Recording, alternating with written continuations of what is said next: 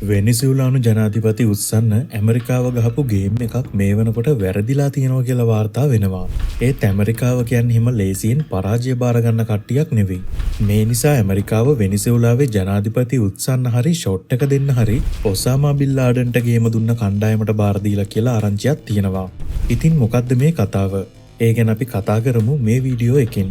ඇත්තම කිව්වොත් CIA agent කෙනෙක් තමයි මේ වෙනිසුලාවේ ජනාධිපති උත්සන වැඩේට මුල් තැන අරගෙන කටයුතු ටික කරලා තියෙන්නේ. හරියට නිකන් හොලිවුඩ් ඇක්ෂන් ෆිල්ම් එකක් වගේ. ඔහු විසින් වෙනිසුලානු ජනාධිපති නිකලස් මදුරෝගේ ගුවන් නියමුවා තම සැලැස්මට බඳවා ගැනීමට ලොකු උත්සාහයක් දරලා තියෙනවා. කොහොම හරි ඇමරිකාවේ CIA ඔත්තු සේවයේ හෝ වෙනත් සේවයක අයෙක් මේ විදියට කරන්න හැදුව කියලා කියන්න සාක්ෂි ඕන තරම් තියෙනවා. ප්‍රධානම සාක්ෂියක් තමයි ඔවුන් විසින් හොමාරු කරගත් ඒ අනුව වෙනිසුලාවේ ජනාධිපතිස්සුව නම් ඔහුට ලැබෙන්න තිබුණු මුදල ඩොලර් මිලියන 50ක්. ඒ කියන්නේ ලංකාවේ සල්ලි වලින් කෝටි 1500කටත් වැඩි අගයක්. ඉතින් කෝටි 1500ක් කියලා කියන්නේ කජු යටද කොස් යටද? මේ කෝටි 1500 භාවිතා කරලා ඉතිරි කාලෙම සැපේ ජීවත් වෙන්න හොට පුළුවන්කම තිබ්බා. නමුත් වෙනිසුලානු ජනාධිපතිගේ ගුවන් නියමුවා මේ වැඩේට කැමති වෙලා නැහැ. ගුවන් නියමු බිට්නර් විලගොස් අවසානයේදී මේ යෝජනාව ප්‍රතික්ෂේප කරලා ඒජන්තවරයා සමග පැවති සියලුම සංනිවේදන මාර්ග විහිර කරලා තියෙනවා. ඒ සමගම සම්පූර්ණ සැලැස්ම සාර්ථක වුණා. කොහොම හරි කියන්න තියෙන්නේ මේ ගුවන් නියමුවා සුපිරි වැඩක්. මොකද CIA නිලධාරීන් සූක්ෂම මනෝවිද්‍යාත්මක ක්‍රම භාවිතා කරලා වෙනත් කෙනෙක් Tamanගේ අදහසට පොළඹවා ගන්න ගොඩක් දක්ෂයි. මේ සඳහා වුන් විවිධ මනෝවිද්‍යාත්මක ක්‍රම භාවිතා කරනවා. ඉතින් ඒවට අහු නොවී ඉන්නත් සුපිරිම වැඩක් වෙන්න ඕන. කොහොම හරි මේ ගුවන් නියමුවා දැන් වෙනිසුලානු මාධ්‍යවල ලොකු වීරයෙක් වෙලා. මදුරෝ රජය විසින් මේ ඇමරිකානු ආක්‍රමණයට එරෙහිව ලැබූ ජයග්‍රහණයක් ලෙස හුවා දැක්වූ අතර ඔහු පක්ෂපාතීත්වයේ සංකේතය බවට පත් වෙලා තියෙනවා. කොහොම හරි මේ නිසා ඇමරිකාව වැඩේ අතහරියි කියලා හිතන්න අමාරුයි. මේ වෙනකොට ඇමරිකාව සුපිරිම ටීම් එකක් වෙනිසුලාව ළඟට යවලා තියෙනවා. මේ කණ්ඩායමට කියන්නේ නයිට් ස්ටර්කස් කියලා. කොහොම හරි මේ අය ගැන කියන්න කලින් මේ වෙනකොට වෙනිසුලාව තුල තත්ත්වය පැහැදිලි කරගන්න අපිට වෙනවා. වෙනිසුලාවට මේ වන විට විශාල ඇමරිකානු හමුදාවක් ඉන්නවා. වෙනිසුලාවේ මත්ද්‍රව්‍ය ජාවාරම්කරුවන් නවත්වන්න ඇමරිකානු හමුදාව ඉන්නවා කිව්වට මත්ද්‍රව්‍ය ජාවාරම්කරුවන්ට ගහනවා කියලා ඇමරිකාව තෙල් සම්පත් හා දුර්ලභ ඛනිජ කොල්ල කන්න සූදානම් වෙනවා කියලා තමයි යුද විචාරකින් කියන්නේ. කොහොම හරි වෙනිසුලාවට ගහනවා කියන එක ලේසි කාරණයක් නෙවෙයි. යුද්ධයක් ගියොත් ජයග්‍රහණය කිරීමේ සම්භාවිතාව වැඩි වුණත් මේකට ලොකු මිලක් වගේම විශාල හමුදා සෙබළුන් සංඛ්‍යාවක් හානි කරගන්න ඇමරිකාවට සිද්ධ වෙනවා. ඒ නිසා ඇමරිකාව වෙනිසුලාව ආක්‍රමණය කිරීම වෙනුවට නයිට් ස්ටර්කස්ලා ලවා වෙනිසුලාව ඇතුලේ මොකක් හරි මිෂන් එකක් කරන්න පුළුවන්. කොහොම හරි මොවුන් ඇවිල්ලා සුපිරිම වැඩකාරයෝ සෙට් එකක්. මේ අය බැස්සොත් වෙනිසුලාවේ ජනාධිපතිට උනත් ලේසි වෙන්නේ නැහැ. මේ ටීම් එක තමයි පාකිස්තානයේ හිටපු ඔසාමා බින් ලාඩන්ටත් ගේම දෙන්නේ ඇව්වේ. ඒකෙන්ම හිතා ගන්න පුළුවන් නයිට් ස්ටර්කස්ලා කොච්චර වැඩකාරයෝ සෙට් එකක්ද කියලා. කොහොම හරි මේ අය ගේමට බහින්නේ හෙලිකොප්ටර් වලින්. වැඩිය බහින්නේ නැහැ. මුළු ගේමටම බහී ඕන්නම් 40ක් 50ක් විතර. එක්ක වෙනිසුලාවේ ජනාධිපති උස්සනවා. එහෙමත් නැත්නම් ෂොට් එක දෙනවා. ඕක තමයි ඉතින් වෙන්නේ.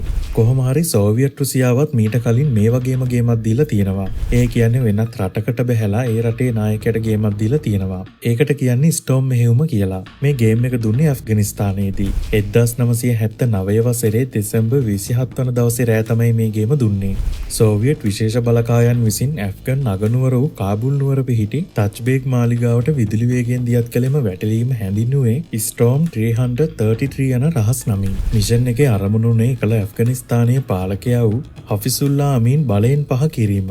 මේ ප්‍රහාරය පටන් ගත්ත වෙලේ ඉඳලම ඇෆ්ගනිස්තානය රවට්ටන්න කටයුතු කරලා තිබ්බා. ප්‍රහාරක බලකායට සෝවියට් සංගමය විසින් මුස්ලිම් බලඇණියක් ලෙස හැඳින්වූ විශේෂ ඒකකයක් ඇතුළත් කළා. මෙහි සමාජිකයන් උනේ සෝවියට් සංගමයට අයත් මධ්‍යම ආසියාතික ජනරජවල සෙබළුන්. මෙහි අරමුණ උනේ එම මෙහෙයුම ඍජු සෝවියට් ක්‍රියාවක් ලෙස ක්ෂණිකව හඳුනා ගැනීම වළක්වා එහි සැබෑ මුහුණුවර වසන් කිරීමයි. මෙම රහස්‍යභාවය අත්‍යවශ්‍ය වුණේ සෝවියට් සංගමය හුදෙක් බාහිර සතුරෙකුට පහර දෙනවා වෙනුවට ඇෆ්ගනිස්තානයේ පාලක පක්ෂයේ එක් කණ්ඩායමක නායකයා ඉවත් කර තමන්ට හිතවාදී තවත් කණ්ඩායමක් බලයට ගෙනීමට උත්සාහ කරමින් සිටි බැවින් එය හුදෙක් හමුදා ප්‍රහාරයකට වඩා සූක්ෂම දේශපාලන කූටෝපක්‍රමයක් වුණේ ඒ නිසා. කොහොම හරි රුසියානු විශේෂ බලකාය එක පැත්තකින් මාලිගාව ඇතුළේ මෙහෙයුම කරනකොට දසදහස් ගණනක් සෝවියට් හමුදා බටයින් ඇෆ්ගනිස්තානයට ඇතුල් වෙමින් සිටියා. මෙම හමුදා බටයින් කාබුල් නුවර පුරා ඇති සියලුම ප්‍රධාන රාජ්‍ය ආයතන, ගුවන් විදුලි මධ්‍යස්ථාන සහ සංවේදන මර්මස්ථාන ස්ථානවල පාලනය තමන් සතු කර ගැනීම සිදු කළා. කොහොම හරි ඇෆ්ගනිස්තානයේ නායකයා ඝාතනය කළ විශේෂ බලකාය සෝවියට් දේශයට හිතැති පාලකයෙක් ඇෆ්ගනිස්තානයේ නායකයා බවට පත් කළා. ඒ වගේම ඊශ්‍රායලයේ මොසාඩ් එකත් මේ වගේ ගේමක් දීලා තියෙනවා. ඒ මෙහෙයුමට කියන්නේ ඩයමන්ඩ් මෙහෙයුම කියලා.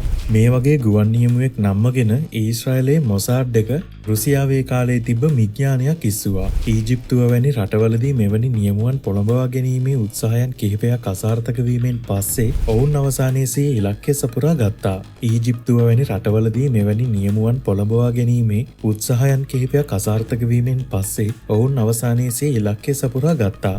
ඉරාක ඇසිරියන් ජාතික ගුවන් නියමුවෙකු වූ මොනිර් රෙඩ්ෆා නම් පුද්ගලයාව සිය MiG-21 යානයත් සමග ඊශ්‍රායලය වෙත පැමිණීමට ඔවුන් පොළඹවා ගත්තා. 1996 වසරේ අගෝස්තු 16 වන දින රෙඩ්ෆා තම යානය ඊශ්‍රායල ගුවන් කඳවුරකට ගොඩ බැස්සුවා. කොහොම හරි ඒ කාලේ සෝවියට් රුසියාවේ හොඳම ප්‍රහාරක යානය තමයි MiG-21 යානය කියලා කියන්නේ. එය ඊශ්‍රායලයේ ප්‍රධාන සතුරන් වූ ඊජිප්තුව, සිරියාව සහ ඉරාකයේ සතු ලොව අති නවීනතම සුපර්සොනික් ප්‍රහාරක යානාව වුණා.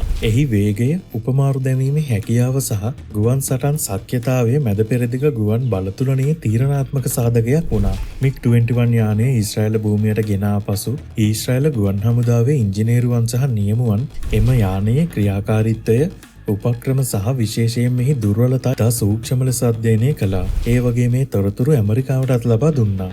ඒ නිසා එම ප්‍රහාරක යානයේ තාක්ෂණය බටහිර ජාතිකයින් අතර ලක් වුණා.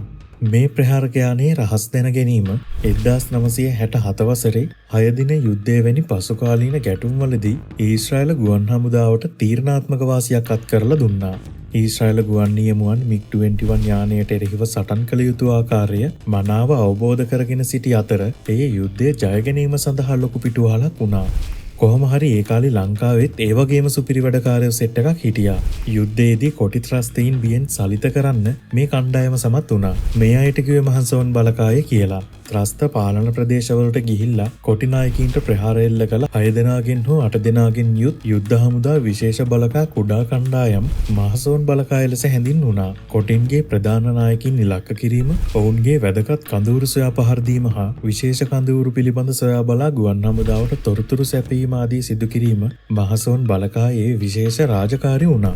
ඉතින් මේ ගැන ඔයාලගේ අදහස පහලින් කමෙන්ට් කරන්න. මේ වගේ වීඩියෝ දිනපතා නරඹන්න අමුතු YouTube channel එක subscribe කරන්න. ඔබට සුබ දවසක්.